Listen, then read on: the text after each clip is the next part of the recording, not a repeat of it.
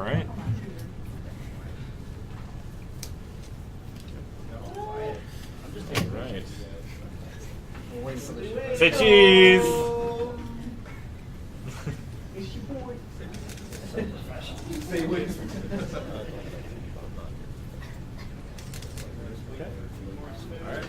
Grab a seat wherever you can, guys. There's plenty of spots on the side here. Don't be shy.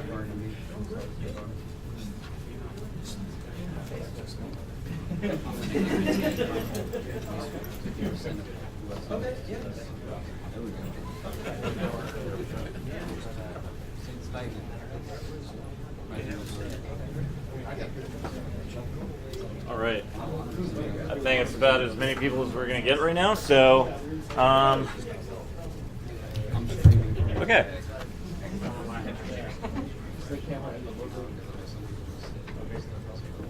Hey guys, thanks for coming out today. We have a guest speaker coming from Epic Games.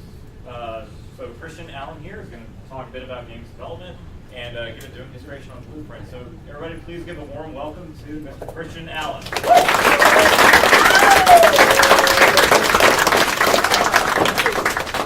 Excellent reception. Thank you very much. Thanks for having me. So, my name is Christian Allen. I'm the Unreal Evangelist for North America at Epic Games. And I'll get into what that means here in a second. I apologize for the screen shaking. I think that's the AC. That is not Unreal Engine. So I've got just a little bit of a PowerPoint, not too long, and then I'll jump into the actual blueprint. So I'll switch back over to my PC back there in a few minutes. If you want to follow me on social media, this is the one you want to look at right now, at Serellan, S-E-R-E-L-L-A-N. Basically, what I'd like you guys to do is take pictures during this. Anything that I have up there, any pictures, whatever you want to take, or just tweet me. If you include AIE and tweet at me about this, then that's how you're going to enter in to win the t-shirt. So I've got 5 t-shirts, so I'll present for about an hour. We'll take a few minute break, and then I'll give away 5 t-shirts based on who tweeted at me. So say nice things. If you say mean things, then you don't get a t-shirt. And I apologize for the sizes. All our t-shirts are geared up for GDC, so it's getting close to the end of the t-shirt year. So all I have is kind of small, mediums, and like 3XLs. All the larges are gone. So apologize ahead of time. On your way out, if you want to grab some stickers, I got stickers, pins, and the cool thing I have for the people that sat up front, they'll be able to get there first, is these little camera protectors that you can put on your laptop, the little window to close off your camera. So that way, you know, for FBI or North Korea or Unity, whoever's spying on you. Just kidding, Unity, I'm sure you don't do that. Yes. So, I'm going to jump right into it. So about 45 minutes to an hour, then we'll take a break, and then after that we'll do I usually break Q&A into Q&A specifically about the blueprints that I present today, and then I'm also happy to do a longer Q&A about just the games industry, getting into the games industry, which I'm sure a lot of you are interested in, my background, all that fun stuff. So, jump right into it. So my background, why am I qualified to be here talking to you? So I've been in the games industry. I started in games in the late 90s as a modder. I made mods for the Rainbow Six series, and spun that into a job at Red Storm Entertainment, which is a Ubisoft studio, so I work for Ubisoft in North Carolina. Started there as an assistant designer, worked my way up to creative director. Then I went on to Bungie, where I was a design lead, and then I was at Warner Brothers for a few years, Warner Brothers Games out of Seattle, which now is just Monolith, but at the time was Monolith, Surreal, and Snowblind Studios. And then I founded my own studio. Ran my own studio for about 6 years, shipping Unreal games, which 6 years as an independent studio in the games industry is actually quite a long time. It was an incredible run, and eventually my wife said, okay, now you need to get a paying job. So I came to Epic. As far as titles I've worked on, like I said, I started at Red Storm at Ubisoft. Actually got hired to work on Rainbow Six on the PC, and that very quickly changed over to working on Ghost Recon on the Xbox. So like I said, I started as an assistant designer, and by GRAW and GRAW 2, I was a creative director. Did a very little bit of work on Future Soldier. On the team repaid me for that work on Future Soldier. If you start Future Soldier, there's 4 ghosts, the team members, that die in the opening cinematics. And 3 of them are Alan, Haynes, and McGann. began. Two of my compatriots that we all left during development, so they killed us at the beginning of the game. And then I was at Bungie for Halo Reach, the best Halo. Never forget Yes.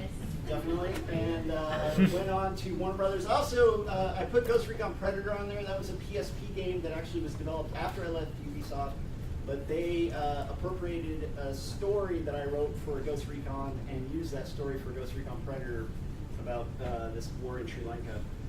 So I take credit for it, even though I don't think I'm in the credits. But at Warner Brothers, I was on the production side or the publishing side for Mad Max.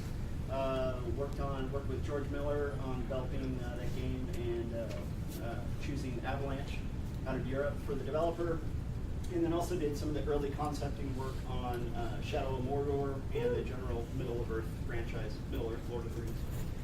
And then an independent studio worked on a game called Takedown, which came out on PC and Xbox 360. On Unreal, also Epsilon came out on PC on Unreal 4, and Hotel Blind, which is a VR game about being a blind person, that came out on Unreal 4.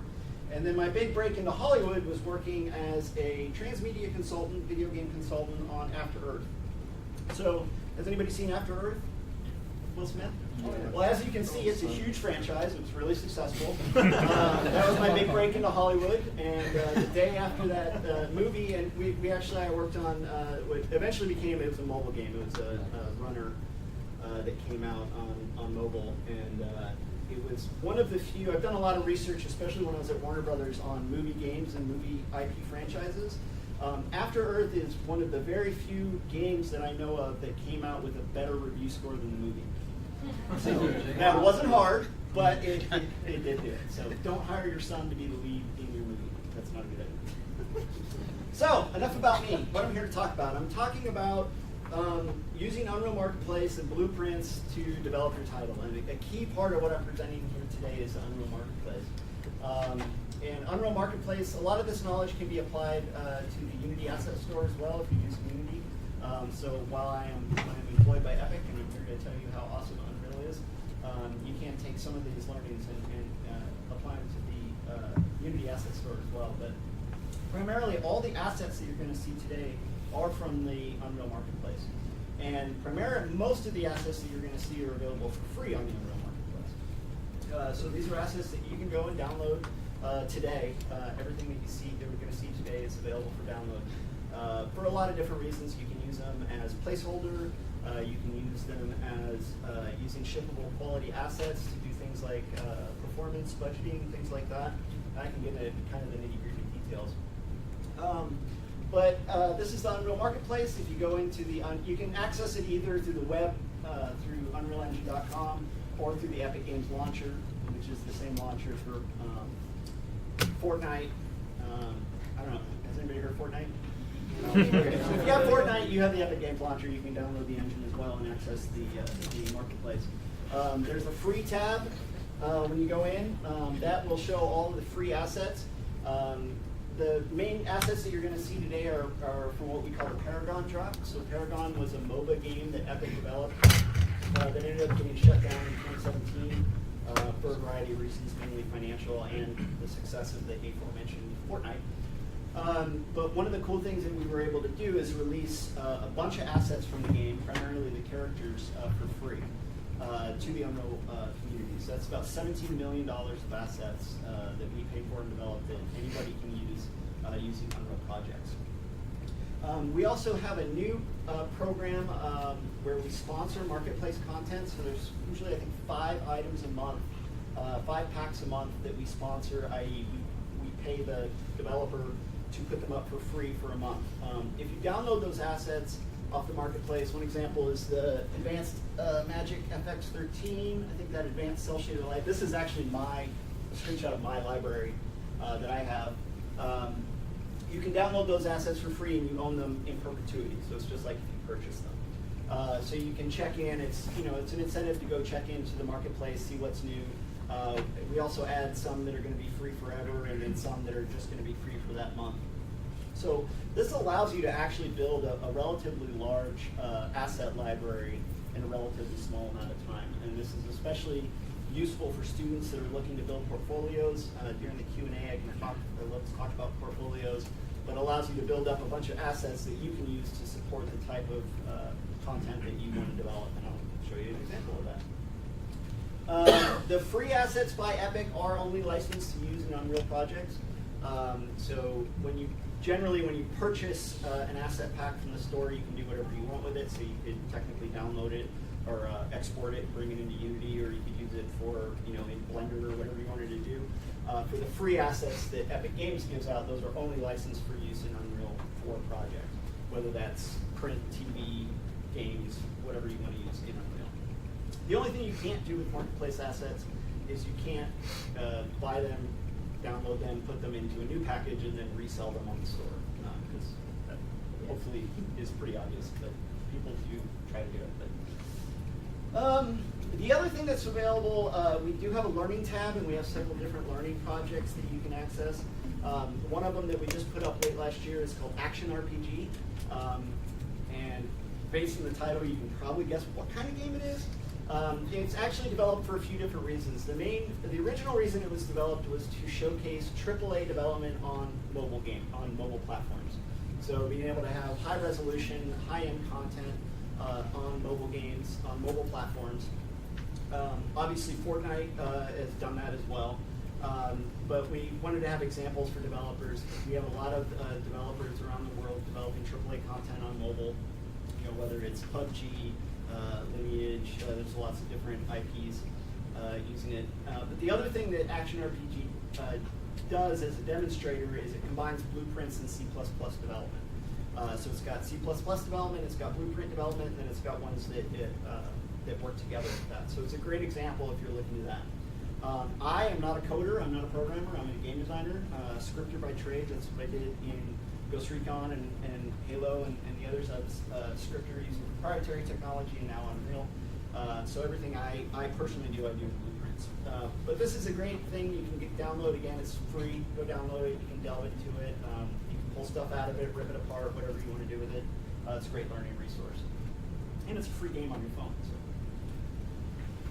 So when we talk about marketplace assets and assets in general, one of the things that comes up a lot, and this is part of a larger presentation that I do on licensing content, is asset flips. Has anybody heard of an asset flip?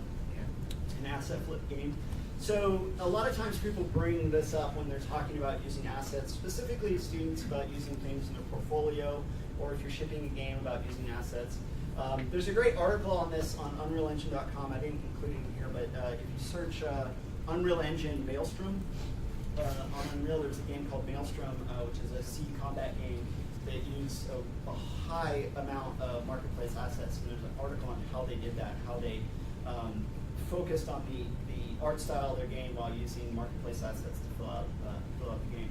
But if you're not familiar with what people refer to as an asset flip, generally an asset flip is considered usually like a clone game that comes out. You'll see something popular that comes out, say Flappy Bird or Clash of Clans or even Fortnite, and you go to an online store and you'll search for it, and usually a lot of times you go to like Google Play and the first 5 things when you search for it are 5 clones that look almost exactly like it. Teams will go out, they'll get a bunch of assets off of whether it's Unity Asset Store or Turbo Squid or things like that are kind of look like the assets in the game that they're trying to copy. They'll whip them together, come up with a logo and a name, and pump out a clone. So there's a lot of negative reaction to quote-unquote asset flips. There's also been some stories that come out about AAA games that are using store assets and people track them down. And the example I like to use of why using assets itself is not necessarily a bad thing is Mr. Fusion. So has anybody seen Back to the Future? So at the end of Back to the Future, DeLorean pulls up, Doc gets out, he's gone to the future, and he comes back in the DeLorean and he tells Michael J. Fox and his first girlfriend, who was replaced later, that they have to go back to the future to save their children or something like that. And he needs fuel for the DeLorean, he opens up the hood, and there's Mr. Fusion. Mr. Fusion is the new engine for the DeLorean, and he stuffs like an aluminum can and some banana peels in Mr. Fusion, and then they've got their fuel to drive off. Now, Mr. Fusion was originally in the movie Alien. So this is Alien on the left. This is the kitchen. I think this is the scene right before the chest burster pops out of his chest. Which, fun fact about the movie, the actors actually did not know that was going to happen. So the screams in that scene are actually real, especially the other lady that wasn't Ripley when she just completely freaks out because she had no idea that this thing was going to rip out of his dead chest. But Mr. Fusion was originally used in that scene, and the prop master for that movie just thought that that this device, not actually called Mr. Fusion, looked super futuristic, and it was actually a blender that came out in the 70s. It was just like some top blender, and it was had this little front plastic part, and it was fancy looking, and so they glued it to the wall, and it was the blender on Alien. And then years later, the prop master for Back to the Future, they had this one scene. They only had one scene that Mr. Fusion was in at the very end of the movie, and he had very limited budget. They said make it look futuristic, and so we dug through the prop closet, probably somewhere, whatever lot, dug this out, stuck it on, made a new label, and now it's Mr. Fusion. I have not seen any feedback on the internet about how Back to the Future is an asset flip movie, or how they cheaped out and used this prop from Alien, or how lame this scene is ruined because I was watching it and I recognized that blender from Alien and it just took me out of the experience. So, the example there is basically using assets in context for your scenes is about the content that you're creating. If you have the thing that we create the most of in this industry, it seems like, or spend the most time on, is rocks and water. We build a lot of rocks, and then we spend a lot of time developing water, whether it be shaders, or the technology of water, or waves and wave tipping, and all the things we do with rocks and water. But generally, your game, the core art assets of your game aren't rocks and water. I like to use the example of if you're developing let's say you're developing an open world game that is set in the ancient Aztecs civilization. So your character's the time traveler. They're going back in Central America to interact with the Aztecs. The core art assets that you're going to want to build for that open world game are probably going to be your Aztec architecture, your Aztec temples, the characters of the Aztecs, all these things. That's going to be prominent. What people see either on the main menu, or your key art assets, your key environmental locations that you're going to. And you might need things like generic huts, you might need things like trees, you're going to need things like rocks, you're going to need moss, you're going to need all these different things to flesh out your world, but you want your art team focused on those Aztec assets. So by going out and utilizing marketplace content, that allows you to really focus on the key uniqueness of your game. And that's really what it comes down to. The other thing to keep in mind when it comes to things like this is that you can be transparent about it. Especially if you're building a portfolio, obviously you need to be especially transparent about what's your work and what's someone else's work. But there's no negative in using existing assets. If you're an animator and you're building an animation portfolio, and you get one of those Paragon characters, and you all custom animations for the whole thing, and they're all yours and they're all created, there is absolutely no problem with that when you're applying for a position of saying, yes, I am applying for an animation position. As part of my portfolio, I took this character that was pre-rigged, pre-built, and I made this new animation set for it. There's no problem with that at all. Rarely in the games industry these days do game developers ever create something from start to scratch. There's very few games where someone builds a character, rigs a character, does the concept art for does everything start to finish for a character. Things tend to be split up. Unless you're an Unreal Evangelist, then you build everything yourself because you're awesome. So I should touch on that before I get into Parachess, what an Unreal Evangelist is. So I like to make the joke that an Unreal Evangelist, I spend about 30% of my time explaining what an Unreal Evangelist is, especially to other employees at Epic that just see me pop in, and they see me on the internet a lot, and then I pop into the office with a backpack carrying a sign and sit at my computer for a day, and then I leave again. But really what I do is, as an evangelist, is we actually have five main evangelists, although we're expanding Europe right now, but we have myself in North America, we have one in Australia, New Zealand, and Southeast Asia. He actually interacts with AIE down in Australia quite a bit as well. We now have, I think, 4 in Europe, including Europe in general, Southwest Europe, Southeast Europe, Eastern Europe, and the Middle East. Or Northern, the Middle East. I don't know, they're expanding. And then we have 2 in Latin America, one focused on Brazil and one focused on the rest of Latin America. And then we also have, for the more focused regions like Japan, Korea, China, we have actual full business divisions. But the evangelists, we focus on doing things like this, going in public, talking with Unreal, evangelizing using Unreal. And then my focus in North America is on indie developers. So any developer, all the way from III, which is the high-end developers, down to the hobbyists working part-time. What I call our EULA licensees, which is anybody who downloads the engine and starts making stuff. The royalty or the fee structure for Unreal is that you download the engine, you can use it for free, you have as many seats as you want, you can have as many copies as you want, you can do whatever you want, and then as soon as you start generating revenue for the project that you build, then you owe a 5% gross royalty to Epic. Although you do get the first $3,000 US per quarter waived, so you don't start calculating royalties until after you generate $3,000 US per fiscal or calendar quarter. So essentially, you can make $12,000 a year royalty free. After that, you pay royalty. So the cool thing about that business structure is that my role with indies is really to go out, try and encourage everybody to use Unreal. But then when I see games that I think are diamonds in the rough, or can be really cool, or can just need a little bit of help, I get on the phone, I reach out to those people, I talk to them, I talk them through all the different aspects of development, try to help them out, because eventually one of those folks is going to ship the next Minecraft, and if the next Minecraft ships in Unreal, then we get 5% of that sweet money. So once that happens, then my position is now paid for the rest of my life. So that's my goal. I haven't quite found Minecraft yet, but we'll get there. Up until that point, we just have lots of really, really cool titles. So, Parachess. I'm going to jump into the actual presentation. So what we have here is a game I designed. I'm a game designer, and I have been working on game concepts. So what I've come up with is a turn-based strategy game. So you've got two players. They've got a play space, which is an 8x8 board, so 64 different spaces to move on. Each space can only be occupied by one piece at a time. And I've got, let's see, 1, 2, 3, 4, 5, 6. I've got 6 different piece types on each side. Each team is symmetrical, so it's symmetrical multiplayer gameplay. And essentially, each piece has a specific move set. So some pieces can move one step forward. Some pieces can move left and right and up and down, or north and south and east and west, depending on how you think about it. Some pieces can move diagonally.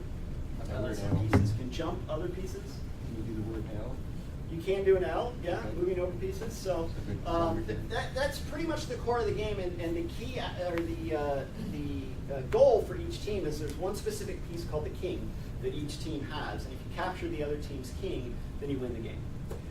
So I decided to call this game chess because I came up with it, and it's brand new. And so now I've gotten to this point. I've implemented all the game rules. I've implemented all the gameplay. And I'm ready for my next step. So what's my next step as an indie game developer that's developed this game? Well, I've got kind of 2 options. Well, 3 options. I could ship it like this, right? Just put it out, maybe early access, see if people like it. I could get a publishing deal, so go and pitch my game and tell a publisher, what I want to do to it to finish it out, and here's my concept. Or I could do like crowdfunding, so Kickstarter campaign, something like that. So you can imagine, I get up, let's say I'm pitching to Konami. And I say, hey, I got this game. It's the next big thing in turn-based strategy. It can work on mobile. It can work on console. It can work on PC. It's really easy to learn and hard to master. I foresee people playing this turn-based strategy game for hundreds and hundreds of years and still being interested in it. That's how good this game is. But this is my presentation, right? How long did it take me to sum that up? About like 7 minutes, right? And so now I've got another hour of me talking about budgets and production and how I'm going to build it and all these different things. And this is just sitting up. And when I move the pieces, this block moves to here, and when it takes another piece, one disappears and the other one's there. And that's fine. It's got all the core gameplay, right? But as a gamer, same if I'm doing a Kickstarter, right? I'm like, hey, look at my awesome game. This is great. And I need $100,000 to finish it. And here's my little pie wedge that shows what I'm going to spend the money on, even though that doesn't mean anything. I don't know why they all include that, but gamers are going to look at that and they're going to be like, there's just a bunch of blocks on a board. That's boring. Like I don't think that's exciting. So the next step is to think about, well, how can I jazz this up? And this actual presentation came from the first few months as evangelist. I was giving blueprint presentations on doors. Because doors, if you've ever worked with doors in game development, doors are the biggest pain in the ass that you'll ever deal with. And so I had this whole presentation on using construction script to be able to build doors in such a way that a designer could control all the functions, and then the environment artist would just need to place those doors into the environment, choose the right set of variables, and the door would all be set up. And I thought I'd get really excited about doors because I'm a game designer, and I get really excited, and I talk for an hour, and then our community team was like, we keep taking pictures of you like presenting, and there's just this door on the screen, and it's really boring, and it doesn't look epic enough. And like, oh, you're going to challenge me to make something look epic? Well, then I'll make it look epic, right? So that's where Parachess came from. Now, all the assets that you see on here, like I said, I downloaded from the marketplace. I spent about the first stage of development on this took me about 2 weeks to get everything in and working as far as building the board and having the characters animate and doing all that. I then spent, and just so you know, I didn't actually invent chess. I just looked it up on the internet and copied all the rules, so I didn't come up with that. So you don't have to send me royalty checks on that. But it took me about 2 weeks to get it set up, and then I spent probably 4 weeks actually implementing chess rules, because chess is way more complicated than I thought it was going to be. In hindsight, I could have, from a demo perspective, probably done the same thing with checkers, and it would have saved me a lot of time. But this was a good demonstration. The thing I like about using a existing rule set, and I tell folks a lot, I actually get calls from creative director level folks in the industry, because I know a lot of people in the industry, and a lot of people that I work with coming up are now at that creative director level, where they may have been working in proprietary technology or in Unity or something different for 10 years, and they're coming to a studio to be creative director on a new AAA project, and that whole team's using Unreal, and they'll message me and say like, hey, I've got a month before I start my role as a creative director, and I've never touched Unreal before. Like, what should I do? Like, I just need to get immersed in it enough. And a lot of people, even veteran game developers, they open up Unreal for the first time, and it's like, whoa, this is like really imposing. There's all this different stuff. I can jump into effects editing, or characters, or environments, and levels, and blueprints, and there's all this stuff. Like, what should I do? And I say, go out and pick a game that you know the rule set, and just build it. I don't care if it's Solitaire, if it's Go, if it's Othello, just pick an existing game, grab some assets off the marketplace, build it yourself. You'll get exposed to all the different things that you need to do, whether it's the animation system, blueprints, the UI system, how blueprints communicate with each other, WADs, how they work, how you can organize them for different platforms, things like that. And it's a really good exercise because you run into things, and I'll talk through a little bit as I go through the presentation.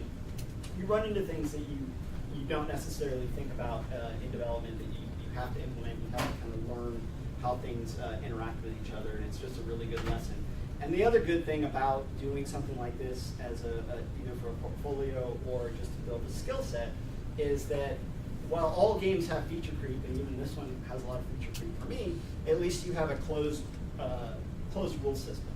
So a lot of times in game development, even if you're working on your own little game, you implement something, you start testing it, and you go, oh, well now I found this better way to do it. It'd be more fun if I added this one thing. And so instead of continuing on in development, you get in your feedback loop of feature creep. You start adding this and adding that and adding this. And instead of moving forward, you're just sitting there adding new features. And that happens in AAA development with 600 people, and it happens with one person sitting at your computer. So the nice thing about having just a built-in rule set of like, I'm gonna implement this rule set, this is what I'm gonna implement, and now I'm just focused on executing on that rather than continuing to improve my idea. So with that, there's that contact information. I'm gonna move back here, and I'm gonna jump into the actual blueprints and the actual game. So you in front will have to hear me coming from behind you. So now let's see if everything holds together here. So we will close down. Actually, I'll just minimize that. Oh, good. We can see everything. So like I said, everything that you see here is from the marketplace. This is my viewer window, and you can see what I have here is a board, similar to what you saw in those screenshots, and then we have the environment set up around it. All these environment assets are from the Agora asset pack that was released from Paragon. I've got a little bit of nod for Paragon players. That's the actual symbol from Paragon. And then as I zoom out here, you'll see it's just a floating island of objects. And that's everything that's contained in a level for the game, because that's all you need to see. Now, obviously, I can go back and clean this up and delete backfaces and stuff like that, but these are just objects that I kit bashed together. But if I hit play, and I'm going to up the resolution, make it full screen, and we've got the actual board. So these are our characters. Like I said, these are the Paragon characters. There's actually 3 different sets of characters in the game. Right now it just randomly chooses a set when you start it off. Eventually I'll have that, you'll be able to choose the characters. The reason I implemented that is, one, we released about 70 different variations of characters from the Paragon set, and 2, I wanted to explore hard and soft loading, because this is a demonstration project that I use for giving talks like this. So I've got a whole talk on hard and soft loading of assets in Blueprint. But you've got, your quote-unquote good person team and your quote-unquote bad person team. This was amusing as far as feature creep. When I first developed this, I just kind of randomly picked characters that I thought their silhouettes represented chess pieces. So the big thick rook, skinnier bishops and knights, kings and queens, things like that. And just kind of picked them, scattered them around, and the first time I showed it to my kids, my son said, well, why are there bad guys on the good guy team? And I was like, well, there are no bad guys or good guys. And my son was like, yeah, that's bad guy, Dad. He can't be on the good guy team. And I was like, well, how come? He's like, look, he's got a skull face. He's a bad guy. I'm like, okay. So I kind of reorganized the characters into bad guys and good guys, and there you go. Like I said, feature creep. But if I start this up here, I'll go into gameplay mode. So as you can see, I'm not going to spend any time explaining the rules of chess. If you need me to explain the rules of chess, you're probably in the wrong line of work right now, and you should go look that up. Chess for life. But you've got the basic implementation. You've got characters moving. You've got automatic team switching. So as I move characters around, the camera moves back and forth. We've got effects that play as the characters move. So we've got the spaces available. You can see that changes, highlights the available move for the different characters. And they play an animation when they move. And I'm going to do a capture here. I'm going to run a little. Oh, and then it highlights when someone's threatening the king. This character's threatening the king right there. But I'm going to run a little cheat and move some characters around so that I can capture some. And let's see, we're gonna we'll capture the pawn. So it plays the death animation, new character comes in, they play a cool animation, and that's the core game. That's everything you need. Now, one of the first things that I learned, and this comes back to an example of using one of the benefits that comes from using real assets. What I do is when a character captures another character, they play what's called an emote animation. So if anybody's seen the dances in Fortnite, those are emotes. And Paragon had a similar thing. So every time a character did something cool, they'd play a little emote. And so what I use those for is when a character captures another character, they do a specific emote. So there's a death animation. Here comes the new character. She's got an emote of, I don't know what she's doing, but it's an emote. And the timing of those emotes is actually based on the length of the animation. So there's 4 or 5 different animations per character model. And some of them are really long, like you saw some longer ones there. And then some of them are incredibly short, like this one. So here comes the pawn, and he's done. And so, as you can see, just as a viewer, having emotes that are way too long is kind of boring. Some of them get up into 7-8 seconds, which is a long time to just sit there and scream at your screen. Some of them are about right, which that one's about right. 2 to 3 seconds is about how long you want it to last. Some of them, like I think this character's is a little bit longer. You're like, all right, I got it. Okay, cool. So I learned that probably 3 seconds is probably optimal. So I'm either going to go in and there's actually a different character. Let's see if I got one. I've got my other character set if they start up. Let's see. Like I said, random choice means it's always going to pick the wrong one. And I'll run my cheat code again. And where's Quang? Add him, take her.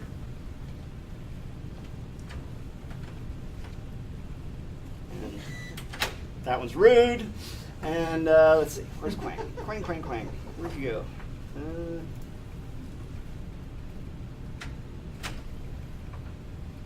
Oh, he's over here. Never mind. Okay, anyway.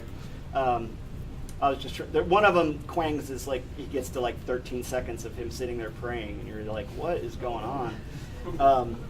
Now, of course, one of the benefits is this is a multiplayer game, so if you're playing on 2 different screens, one player doesn't necessarily need to sit there and watch that while they're doing their next move. So there can be some benefits there. One of the other things that I learned using real assets that I really wouldn't have learned using those blocks is that when you have characters in close proximity to each other characters can get in the way. So if I capture this character, well, that angle didn't actually get in the way, but you can imagine if one character is behind another and that camera orients right there, if there's a character right here in front of that character, you're going to see the top of that other character's head. And so you're going to be seeing that instead of seeing the actual animation. Again, doesn't really matter when you're using blocks, but when you're actually using characters that you want to show off, you don't want to see another character standing right in the way. So actually what I do is I hide the actual skeletal mesh if there is any skeletal mesh on the adjacent piece while these animations are playing.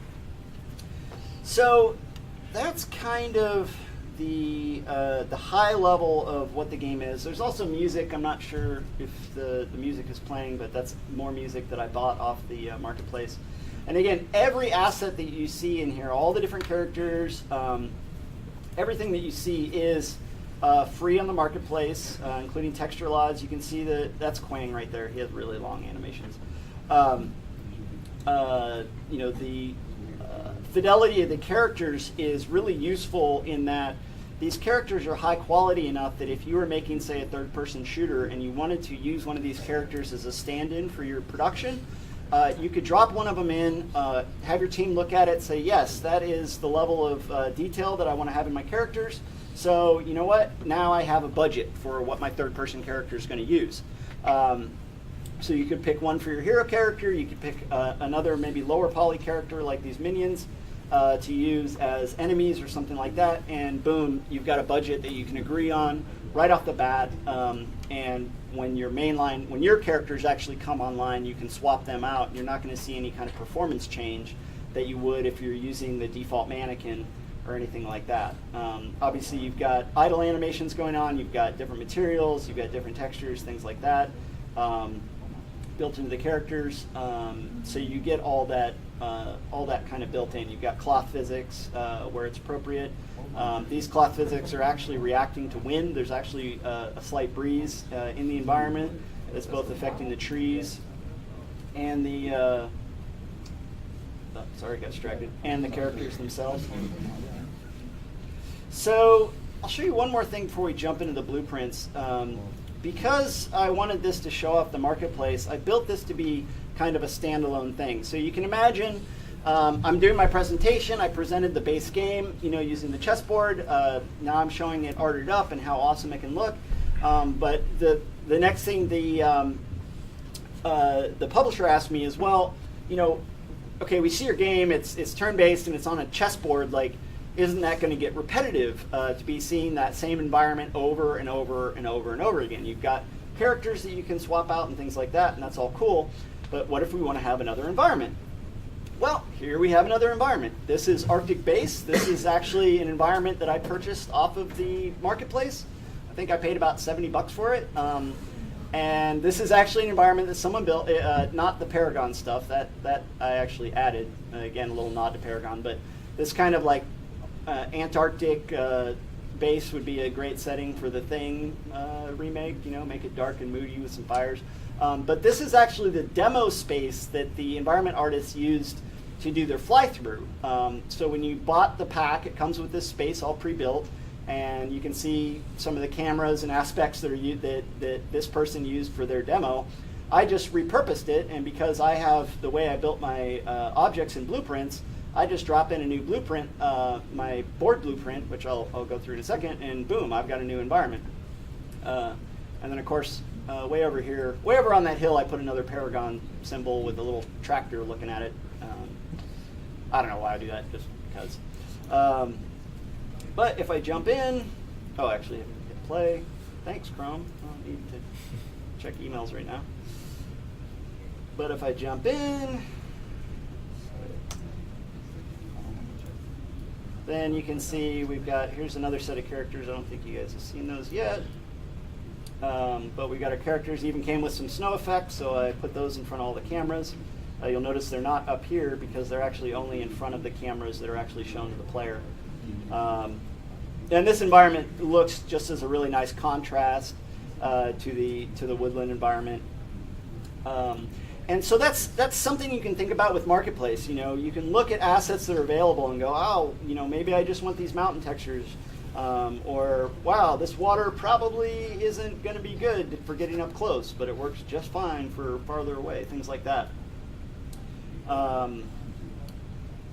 And you can see in this environment we've got reflections on the chessboard. The chessboard materials that I used are actually water materials that I pulled out of the Paragon assets, and I just thought it looked really cool to have some animation and some reflectivity on the actual board itself. So actually playing works the same. It's chess. It's pretty exciting. I never got excited watching people play chess. I don't really understand that, but I guess it's like the first e-sport. But you can see it's pretty much the same thing. And he's happy. Again, long animation. So that's another example. And I'll show you one more. We'll go over to oops, didn't say my favorites. Let's go to Ruins.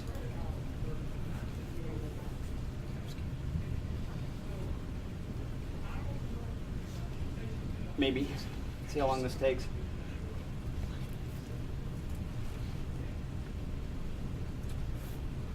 You'll see why this takes a little bit longer here in a second. So this is Ruins map. This is another one environment I purchased off the Marketplace. I actually just saw it pop up the first day it was available, and it was under $100, and I went, that looks super sweet. I like that. So I grabbed it, and their demo space is quite large because they have a big whole thing built. This is why optimization is good. And the only change that I made to this is I deleted stuff out of this courtyard, and they had a really sweet looking volumetric fog on built around the player camera that made it so that you couldn't see from one end of the board to the other. It grayed out all the characters. So I deleted their volumetric fog out of here. So I haven't done any optimization or anything. Obviously, if and when I ship with this, I need to do work to, there's no point in having, we've got water in here, we've got audio assets, we've got planar reflectors for the water. There's just all sorts of stuff going on. But the nice thing is, if you're working in something like this where you've got a bunch of high resolution characters, I don't have skeletal mesh LODs in, I haven't done any optimization, and I'm still running about 30 frames a second at an editor in this PC. So when I move, my next actual development step for this is to port it to the Switch. I just got my Switch dev kit, and I'm going to be porting it over to there. And then I'm going to need to buckle down and really do some optimization because obviously the Switch has some hardware limitations when it comes to stuff like that. So again, you see the environment. They got some sweet clouds and what do they call those? The lens flare. Got to have lens flare. Never give artists lens flare because they will just crank it up to the max. Another interesting thing that I found when I built these characters out is the pawn minions. They're called minions in Paragon, these black and white characters. They are actually the same scale as the main characters. So all of the main characters on the back rows, those are their default scales that they come in, which is another good reason. If you're using Unreal, I highly recommend when you start a new project, just use the default scaling. 1 centimeter equals 1 unit. That's what everything is generally built to, unless you're making a space game or something crazy where scale doesn't matter. If you ever want to bring in assets, almost everybody universally uses that 1 centimeter to 1 unit scaling. So it's a lot nicer if you don't have to scale your objects. But these minions were the same scale as all the characters in the back. And of course, again, first thing that my kids told me was, your pawns are all too big. And I was like, well, do pawns have to be small? And they're like, yes. I'm like, okay, I guess pawns have to be small. So I actually dynamically scale these characters by 50%, the pawn characters. Everybody else is just at their default scaling. And that works pretty well. So with that, does everybody get that it's chess now? Yeah? Okay, cool. Now let's delve into how it's actually built. So let me see some hands. How many folks have opened up a blueprint in Unreal? Probably about a third of you. Okay. So blueprints are, the way to think about blueprints in Unreal is a blueprint is generally any object is contained within a blueprint. So anything like a static mesh that you drop into the world, like this random static mesh actor that I grabbed, this static mesh actor is a blueprint with nothing in it except for the static mesh. So a blueprint is kind of a container, a container that contains art assets. It can contain effects. It can contain skeletal meshes and static meshes, particle systems, audio things, all sorts of cool different things. And as an example of that, I'm going to open up the tile blueprint. Now, the tile blueprints, as you may guess, the board is made up of 64 tiles, like I mentioned before. It's an 8x8 grid with 64 tiles on it. Every tile that you see, I'm only working with one screen here, so forgive me for having to Alt-Tab. Each one of these is a tile. Each one of these with a character on it, each one of these with a point of origin, the little white bubble is their point of origin, is a tile. And those tiles contain all the information necessary for the quote-unquote movement and capturing of characters. So we've got the skeletal mesh represented here by the mannequin. And I use the mannequin as the default character just because this is the one that comes default with Unreal. I just use them as a placeholder, and then I swap out when the actual game. Just helps with loading a little bit, and also it helps me see if there's any loading problems with any of the characters because it will default to the mannequin instead of an existing character. So if I get one of the characters wrong, instead of seeing the wrong character, which a tester might not notice, they'll see the mannequin, which hopefully stands out. It contains the cube, which is the base of the tile, which is literally just a cube that I made and applied scale to, and then applied this material to. And then it has a couple other things. It's got the cameras that you saw floating around. It's got 2 cameras, one facing north, one facing south.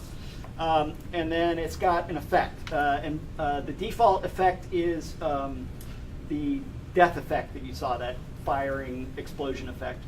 Again, that was one that came for free with Paragon, and I just kind of played around with the scaling and the size and the speed of it till it kind of looked like it was this implosion-y thing. I'm sure for you artists, implosion-y thing is, if you're going to work in the games industry, get used to it, because that's the kind of words that designers use, because we don't know anything about art, and we like, implosion-y. Or like when I talk to environment artists, I go, I need the terrain to be more undulaty. So you have to decipher designer made up words like undulaty and implosion-y and things like that. So a blueprint can contain objects like these, skeletal mesh, cube, the effects, and then it can also contain blueprint script. So the blueprint script, as shown on the function event graph, is essentially a visual scripting language. And not essentially, that's what it is. Blueprint scripting is a visual scripting language that sits on top of C++. So everything that you see here, when the game runs, gets nativized into C++ and then run. Now, for people like me that aren't coders, that don't know programming languages, I mean, I've worked with a ton of proprietary scripting languages like this. It includes languages like Lua and Python that are made for non-smarty engineering types like myself. This allows you to build functionality without knowing C++ and delving into the source code. You can do all this without touching any of the source code, which means you don't need to recompile the engine, all that fun stuff. Now, with Unreal Engine, and one of the things that sets Unreal Engine apart from some of the other commercial engine is, as a EULA developer, i.e. anybody who downloads the engine, you have full access to the source code. So you can modify the core source code of the engine. The only thing that takes extra steps is if you're developing on a closed platform like the Xbox or PlayStation or Switch. To access that engine source code, you have to get approved by the platform holder. So you have to be an approved Xbox developer to access the Xbox SDK and that source code. So if you're a coder and you like to get into the core stuff and build stuff up yourself, feel free to.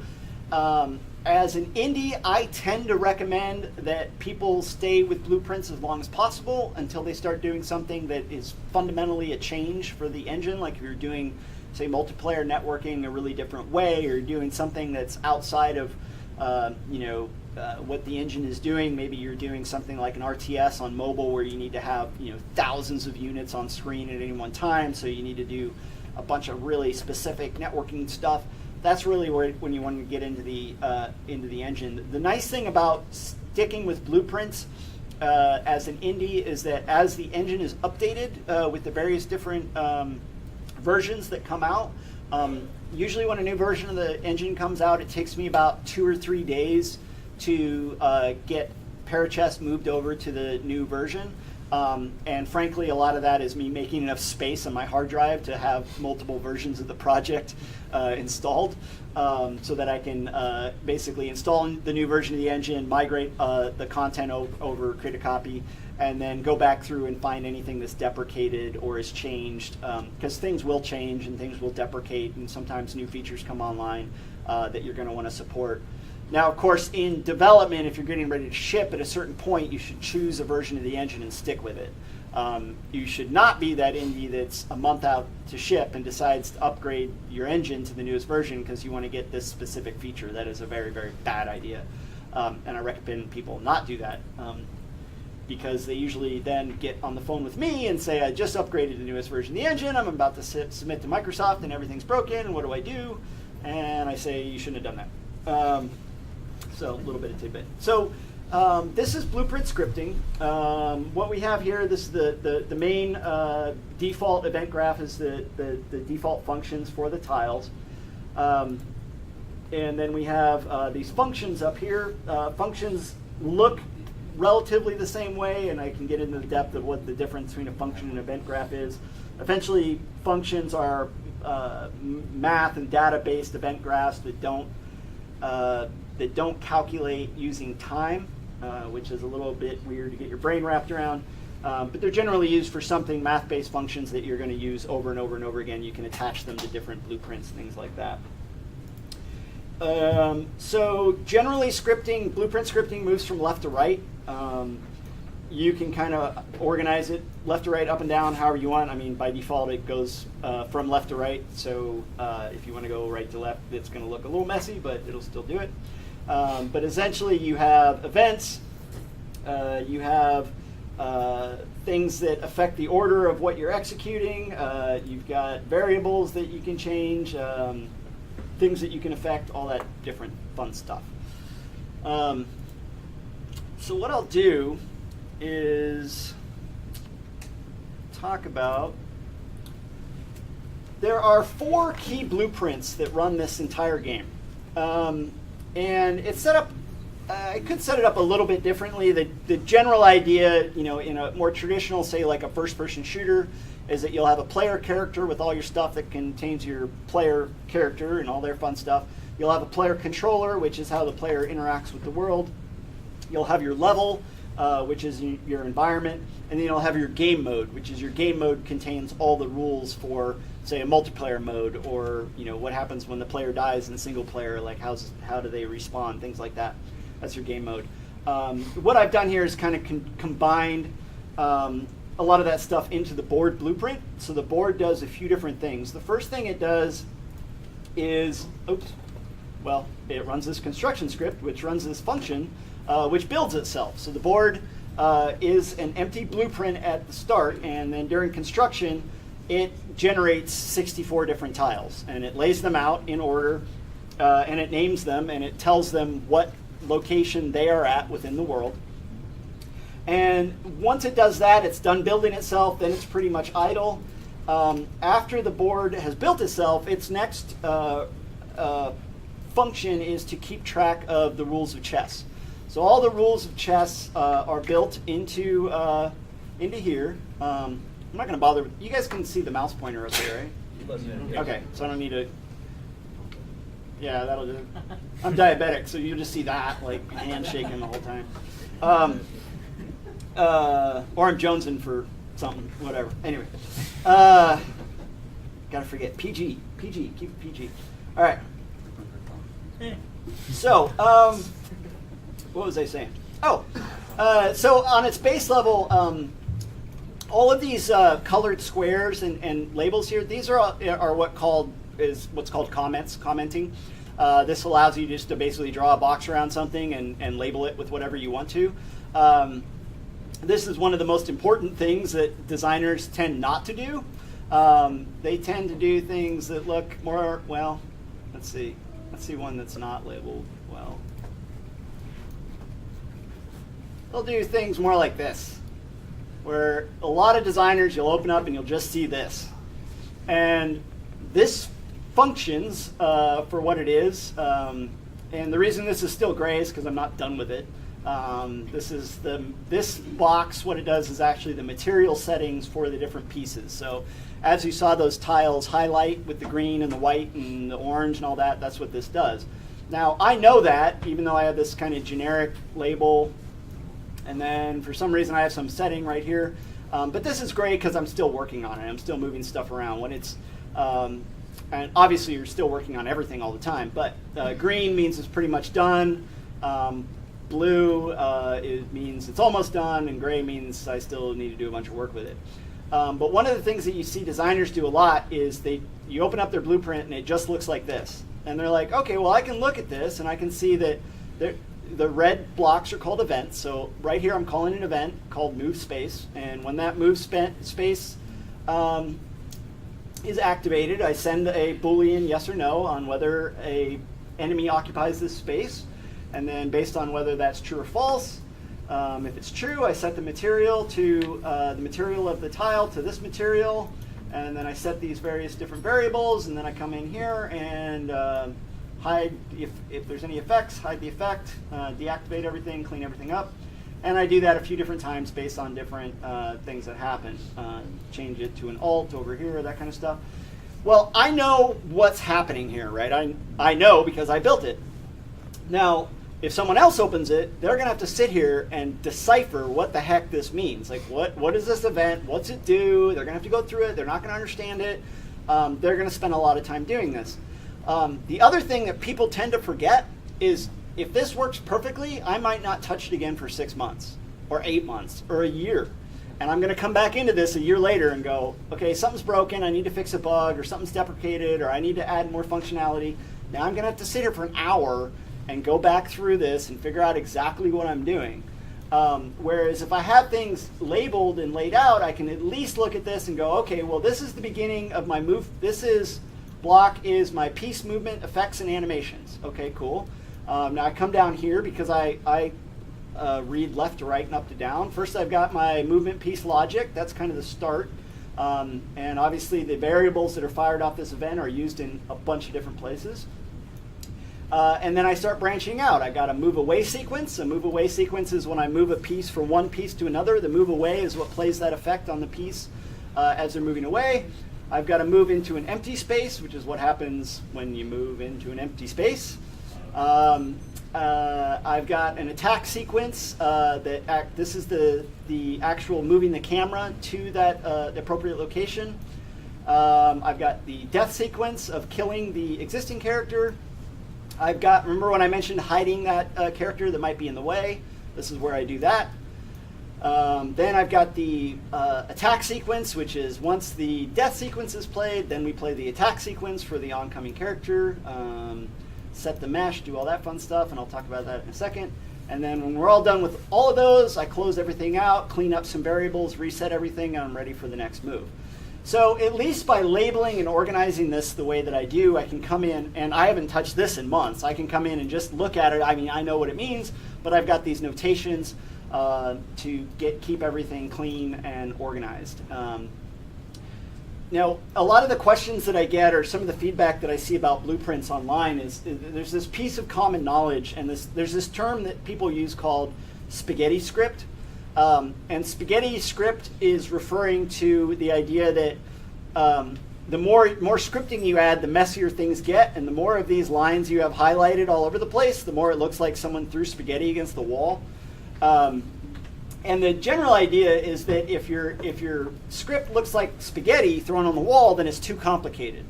Then you should go get a programmer to implement this, because the script is way too complicated, because it's really messy, and that's not good.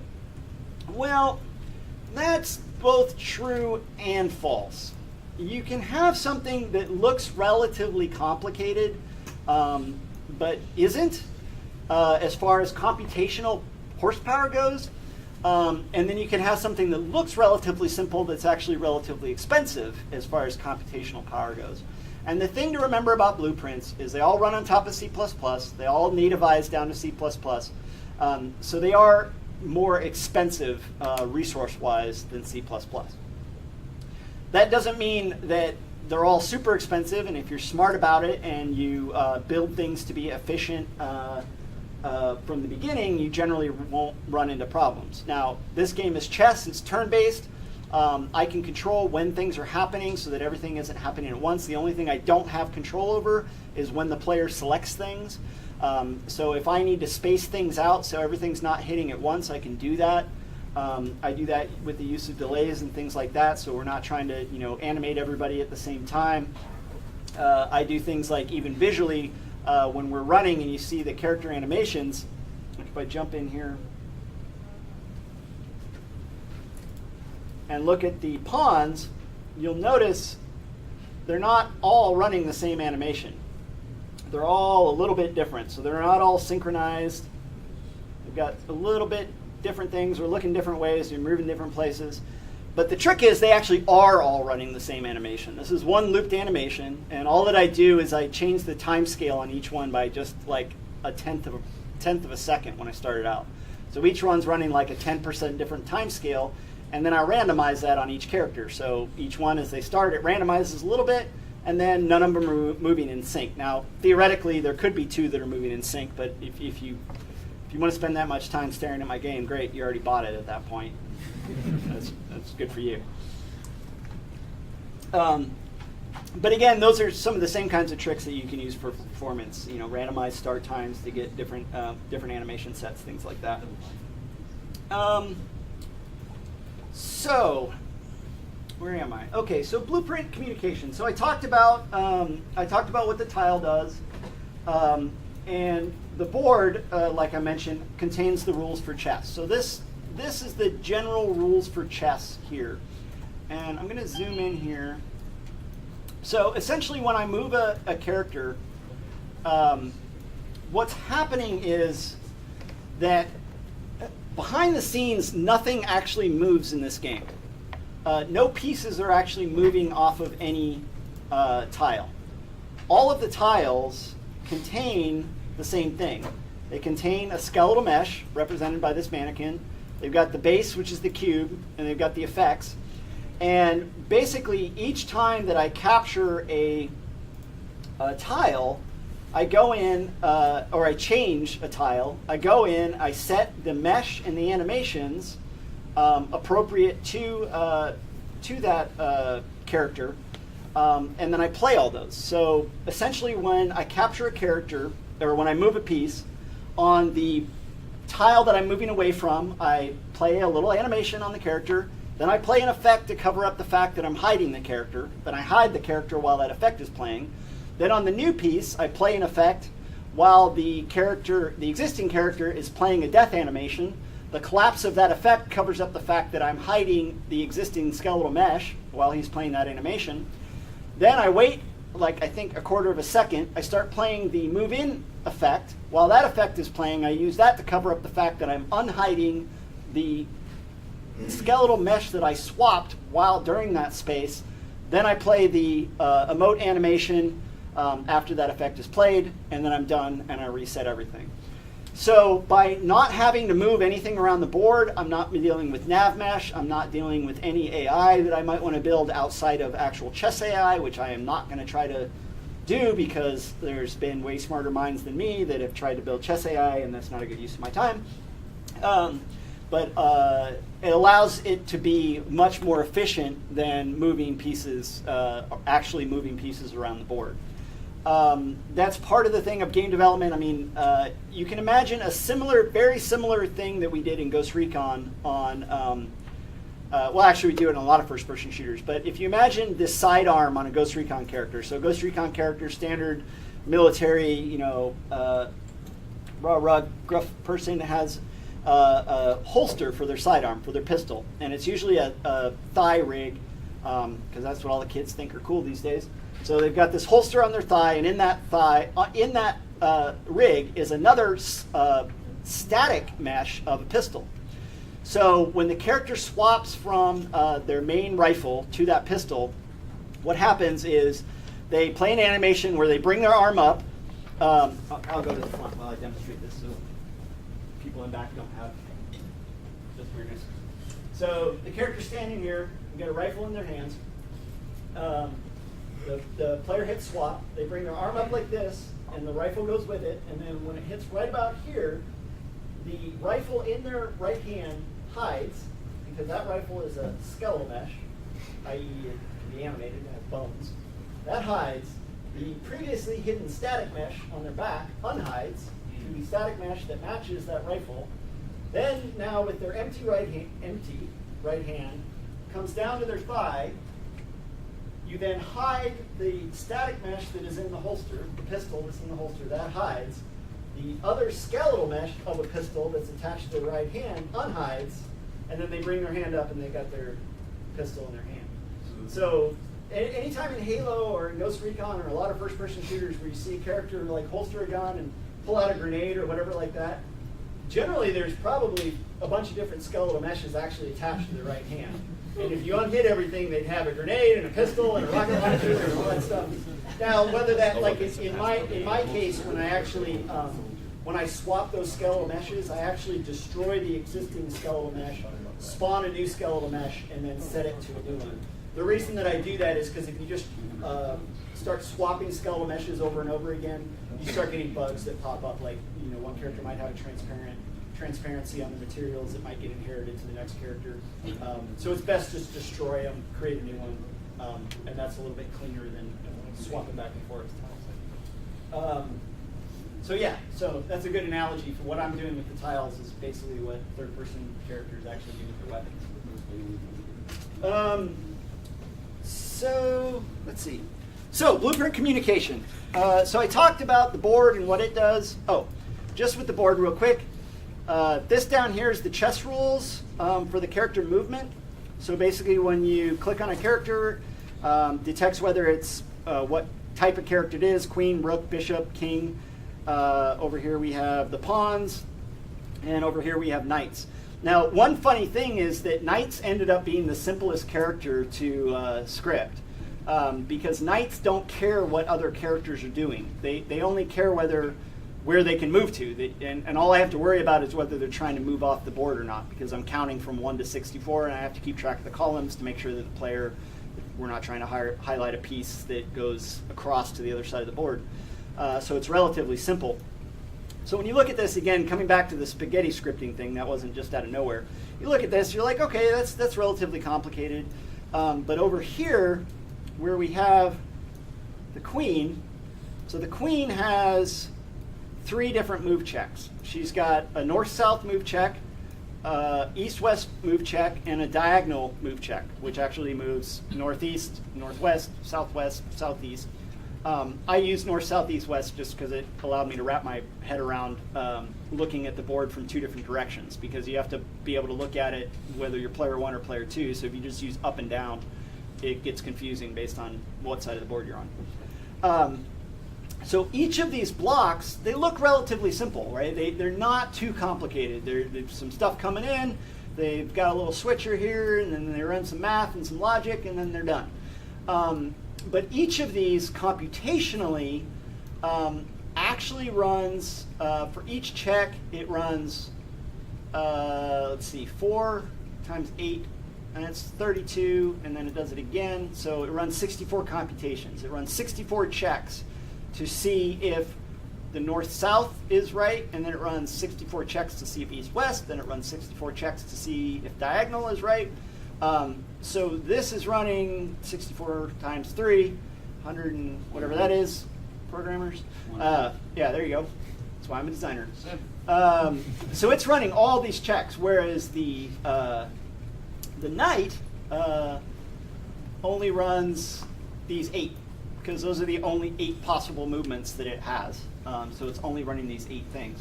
So my point was, when I first implemented the major checks, they all looked like this. So the pawns still have this original set that I have, where it comes up and it checks north, then it checks northwest, then it checks northeast. Now, the pawns only can move 1 space normally, unless they start out, then they can move 2, and then this is my thing to see whether it can move 2 if it hasn't moved before.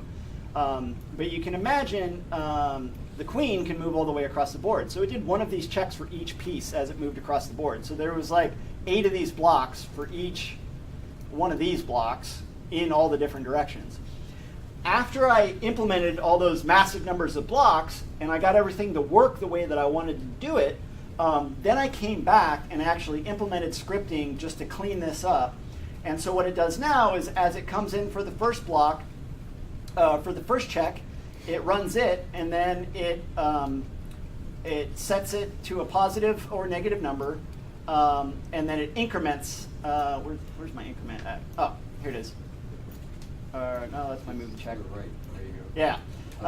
It doesn't increment each time, so it just adds a number to each that, and it does that up from 1 to 8, adds that up, then it resets it, and then goes from -1 to -8. So it does the same amount of computational checks. It's just from a scripting perspective, it's a lot cleaner. So this common wisdom that I hear about blueprints of, like, once it gets too complicated or too messy, you need to get a programmer to do it, or it's not efficient. Well, messy is just the paradigm of what you're looking at. I could make this look super duper messy, or I could make it look clean. And there's even more cleanup that I could do. If I go back over to the tile, when I'm doing the the actual movements, if you notice, these green lines are all off these variables that are cast in from this this move sequence. And basically, what this is saying that the piece that you're capturing, this is the team that is gonna own it, and this is the piece type that's on it. Or I'm sorry, the piece type of what's coming in. So based on that data, based on the team that's coming in, because chess can only have 1 team on a piece at a time, it's either no one's team or the other team. You can't ever move to a piece that's your own team, and I keep track of that when I track the available move spaces. And then the piece number is basically how I track what type, whether it's a king or a queen or whatever. I just use 1 through, I think I actually count through 9, because I got 2 different types of bishops, rooks, and knights.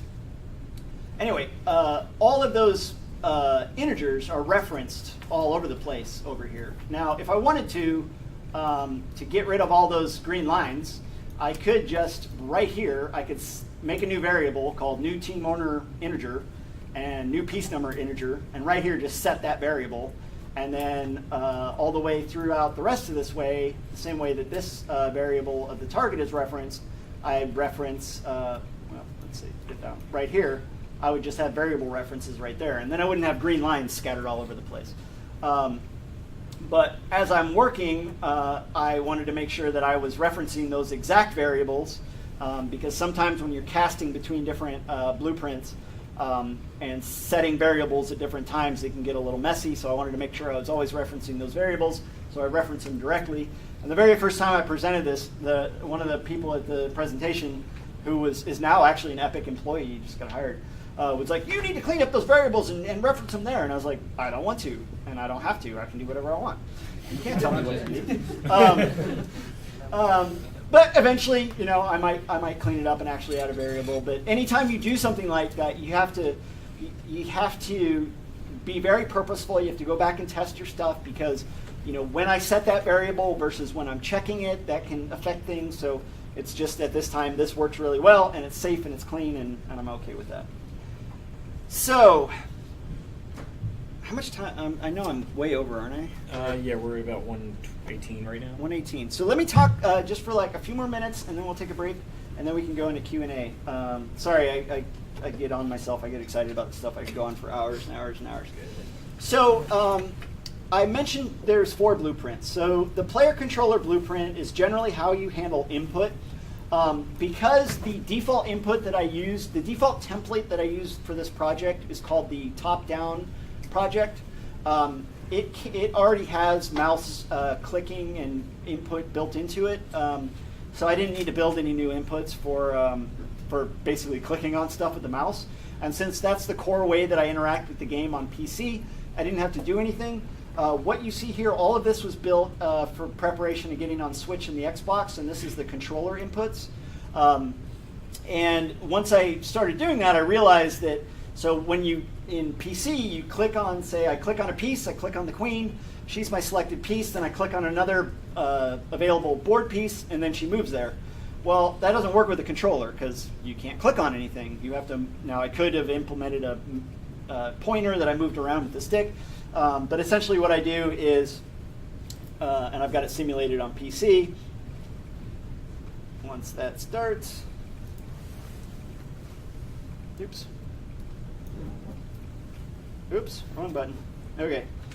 Basically, as I move the controller around, it just cycles through the available pieces.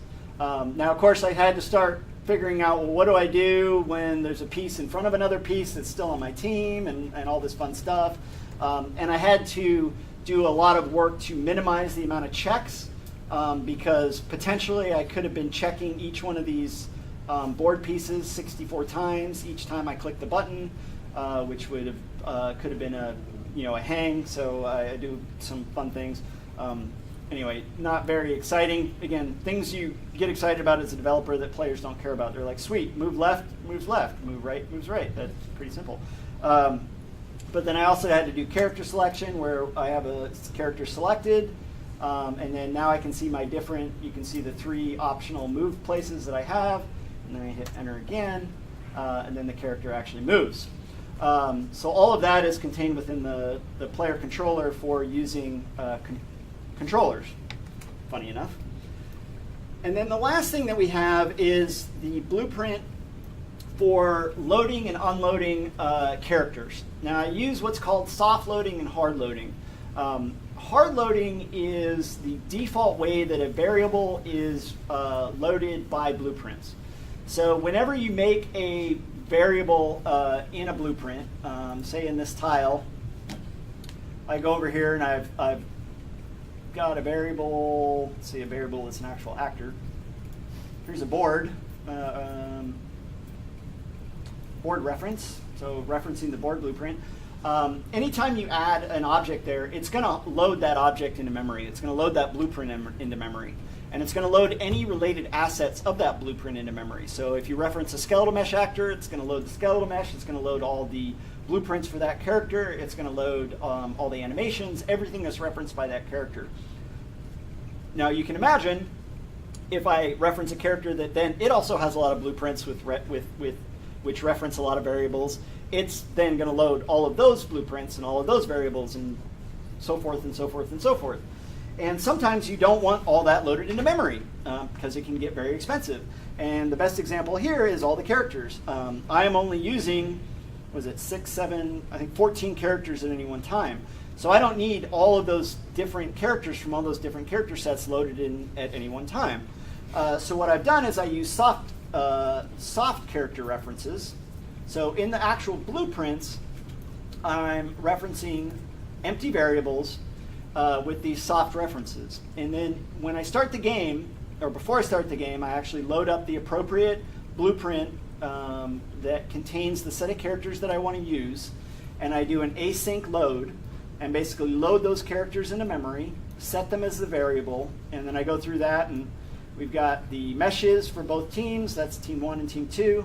Then we've got the move animations, the emote animations, the idle animations, and the death animations. So I load all those into memory manually, and then I go ahead and start the game.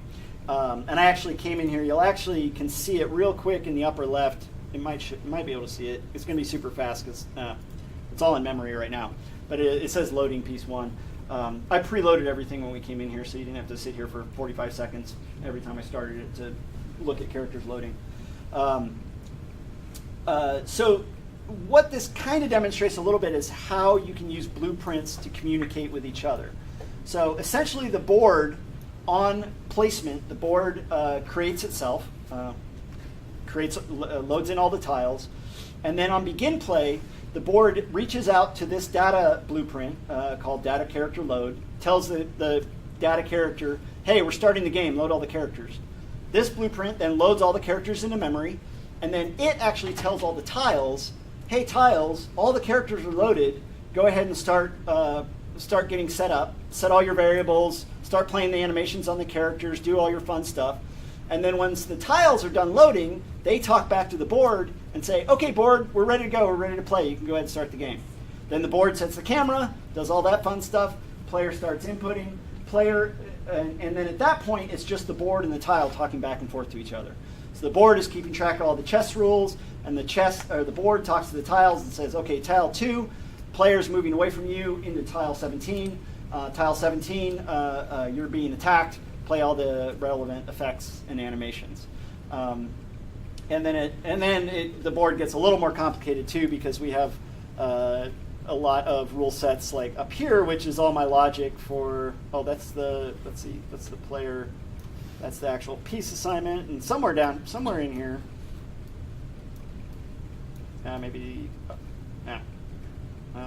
somewhere in here I've got the rules for the king actually checking when it's threatened.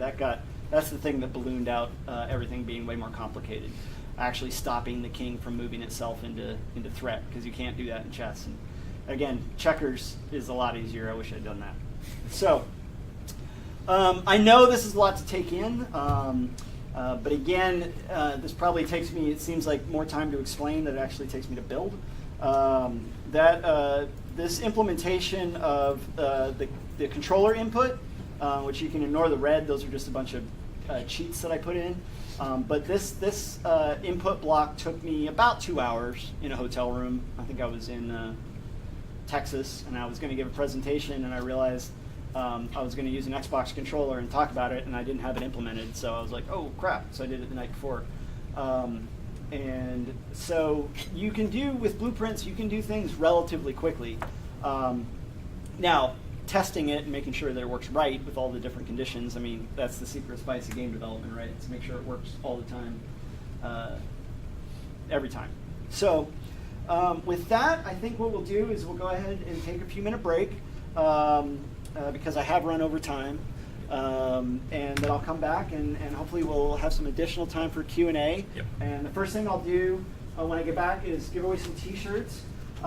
If during break, if you want to grab some stickers and swag up front, feel free to grab some. Please don't just like one person shovel them all into your shirt and take them. Like share them and stuff. You guys can have them all, but make sure everyone gets some. Okay, guys. Highly encourage you guys hang back about 5-10 minutes. Yeah. I'm going to hit the restroom. If you do leave, thank you very much. Yep. Yeah. No. Can't leave ever. I'm moving into it. No, yeah, no, for sure.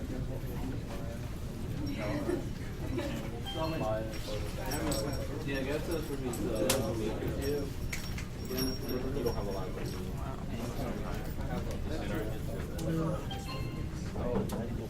don't know yet. Oh, okay, well.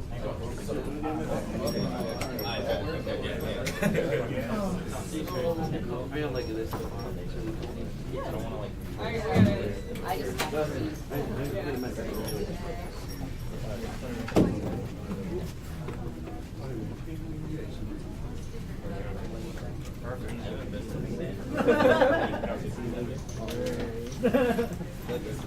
Okay. We was on the same page. We was on the same page. We was on the same page. I look talk to y'all. Why you acting like that? I reached you first. Yeah, oh no, y'all, yeah.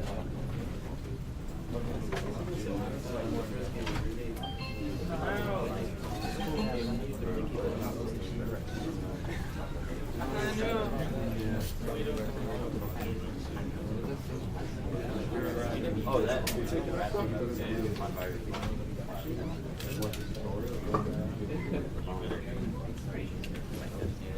That day I couldn't figure out how to face through people.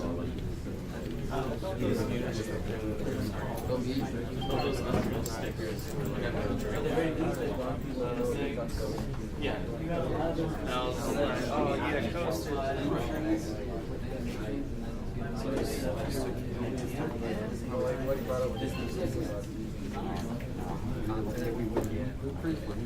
Bro, I don't want to tell like something about who's